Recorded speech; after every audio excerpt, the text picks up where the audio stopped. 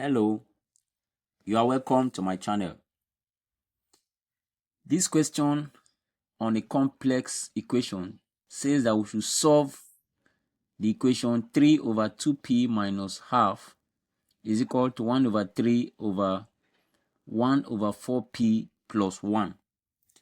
Now, one simple way to solve an equation like this, we have a single fraction on this side and we also have a single fraction on this side. So in order to solve this, we can simply cross multiply. That means the 3 here multiplies what is down here, and this 1 over 3 here multiplies what is down here. So that is a cross multiplication that we are going to do here when we have single fraction on each side of an equation. So cross multiply now, this 3 multiplies this 1 down here, and that will give us 3. I open up brackets to multiply what we have down there, and that is 1 over 4 plus 1, and that will be equal to 1 over 3 multiplies this, that is 1 over 3 multiplies what I have here, which is 2p minus half. So the next thing for us to do now is to expand the bracket. So 3 multiplied by 1, sorry, this is 1 over 4p, sorry, 1 over 4p. So 3 multiplied by 1 over 4p is going to give us 3p over 4. And then 3 multiplied by 1 is going to give us 3.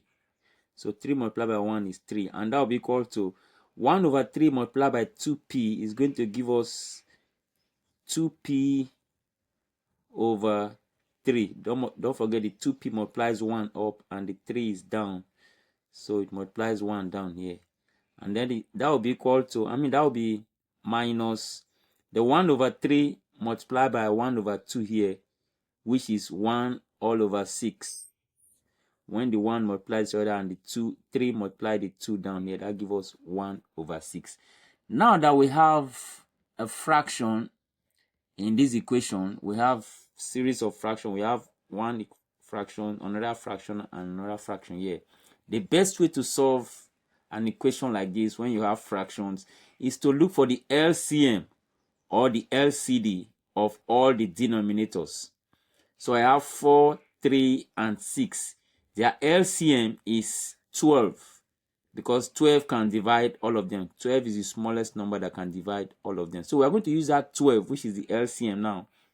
Don't forget, LCM is equal to 12.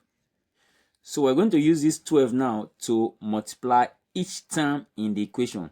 So it's going to be 12 multiplied by 3p over 4. That's the first one. Plus 12 multiplied by 3, which is this 3 here. And that will be equal to 12 multiplied by 2p over 3. That is 12 multiplied by this one. And then finally 12 multiplied by 1 over 6. So now we can cancel in this question. So 4 divided by 4 is 1. 12 divided by 4 is 3. And then here 3 divided by 3 is 1. And 12 divided by 3 is 3. Sorry, it's 4. And then 6 here 1. 6 in 12 is 2 times. So we can now use the 3 to multiply as we have simplified. So 3 multiplied by 3p, we are left with 9p on this side. 9p. And then 12 multiplied by 3, that will give us 36. And that will be equal to 4 multiplied by 2p, that should give us 8p. And then minus 2 multiplied by 1 here, we have 2. So now we have a very simple linear equation that we can collect like terms. So to collect like terms, 9p and 8p are like them. So let me bring this 8p to this side. The 9p is already here. When this positive 8p comes here, it becomes negative 8p. And that will be equal to negative 2 is already on this side. Negative 2. Then this negative 36, when it comes to the right hand side, positive 36, when it comes to the right hand side, it becomes negative 36. So what do we have left now? 9p minus 8p is going to give us 1p, which is also written as p. 1p is written as p. And then that will be equal to negative 2 minus 36 will give us negative 38. So p is negative 38, and that is the final answer. So please subscribe to this channel so that you can get more detailed videos like this. Thank you for watching, and I'll see you in the next video.